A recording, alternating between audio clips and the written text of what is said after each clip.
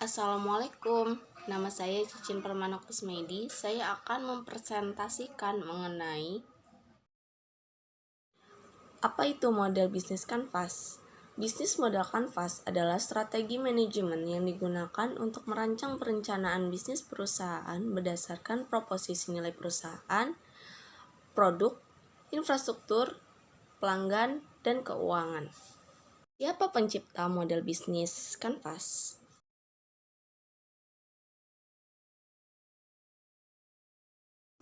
Ya, pertama kali diciptakan oleh Alexander Osterwalder pada tahun 2005.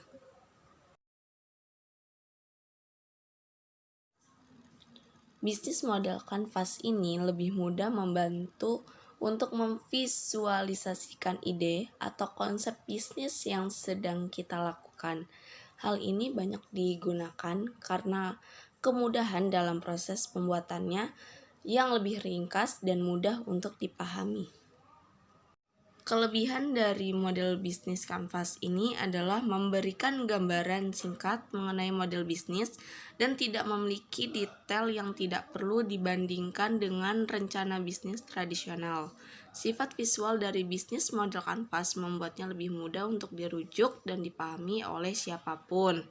Lalu kekurangan dari bisnis model kanvas adalah tidak dapat mengakomodasi bisnis dalam tahap pengembangan yang sangat awal, memungkinkan asumsi beresiko dalam model bisnis tanpa menawarkan cara yang jelas untuk memverifikasinya, berfokus pada bentuk akhir bisnis tanpa menentukan strategi untuk mencapainya. Bisnis model kanvas terdiri dari 9 blok yang dapat diisi sesuai masing-masing poin penting dalam suatu perencanaan bisnis perusahaan. 9 blok tersebut antara lain: 1. Value Proposition. Value Proposition merupakan nilai yang diposisikan perusahaan untuk calon customer. Nilai tersebut mencakup produk atau jasa serta bagaimana perusahaan ingin dilihat oleh calon customer. Dan ini menjadi alasan value proposition dibuat atau ditonjolkan untuk menunjukkan produk ini lebih baik dari pesaing. Customer segmentation adalah strategi pemasaran yang mengelompokkan target pasar berdasarkan karakteristik yang sama untuk dikelola secara efektif dan tepat agar mencapai tujuan bisnis yang telah ditetapkan. Jenis-jenis customer segmentation yaitu terdiri dari segmentasi demografis. Segmentasi demografis sendiri merupakan pengelompokan pelanggan berdasarkan data dari kependudukan. Hal ini dapat mencakup seluruh informasi mengenai usia, jenis kelamin, pendidikan, pekerjaan pelanggan, besaran pendapatan, status pernikahan, hingga entitas tertentu yang membuat pelanggan menjadi lebih spesifik. Saya Nadia Monika. Di sini saya akan mempresentasikan segmentasi geografis. Segmentasi geografis itu berupa di mana tempat tinggal pelanggan atau kondisi lingkungan di sekitar bisnis. Kita harus memperhatikan cuaca atau iklim juga yang ada di sekitar kita. Misalnya pada saat musim hujan dan kita menjual kuliner, pastinya kita harus menjual kulineran yang hangat ketika musim hujan. Kemudian ada segmentasi perilaku. Tujuan dari membuat segmentasi berbasis perilaku ini yaitu untuk mencari tahu alasan dibalik aktivitas pelanggan tersebut. Kira-kira apa sih yang membuat mereka hanya mencari produknya aja? Yang pertama, segmentasi customer journey. Yang kedua, bagaimana cara mereka mengetahui keberadaan brand, kemudian melihat atau mencari produk yang dijual, lalu melakukan perbandingan dengan produk dari brand lain, terus melakukan pembelian hingga akhirnya benar-benar menjadi pelanggan yang loyal.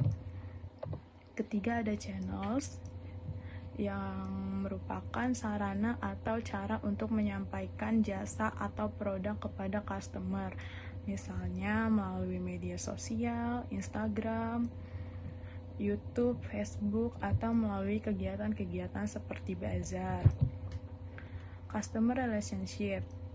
Yang pertama, customer relationship itu ialah strategi pemasaran yang terbaik untuk mempertahankan klien, pelanggan, dan konsumen yang telah ada dengan cara mengelolanya agar melakukan pembelian berulang sehingga konsumen tidak akan lari ke kompetitor. Yang kedua, pengelolaan konsumen yang telah ada dalam daftar pelanggan. Suatu perusahaan dipastikan harus selalu optimal. Semakin bertambah jumlah pelanggan, maka akan semakin baik untuk perkembangan bisnisnya. Yang ketiga, persaingan dalam bisnis itu sangat kompetitif. Maka dari itu, sangat penting meluncurkan produk yang lebih unggul dibandingkan dengan kompetitor agar dapat memuaskan pelanggan yang telah ada. Yang keempat, pembangunan hubungan dengan pelanggan ini bisa berupa bentuk penyediaan fasilitas informasi yang lebih lengkap. Dari informasi tersebut, perusahaan dapat mendengar keluhan konsumen serta berusaha untuk memberikan yang terbaik kepada konsumen. Yang kelima, penyediaan fasilitas informasi merupakan cara agar terhubung dengan konsumen serta membangun kedekatan dengan customer lebih erat. Kemudian ada activities.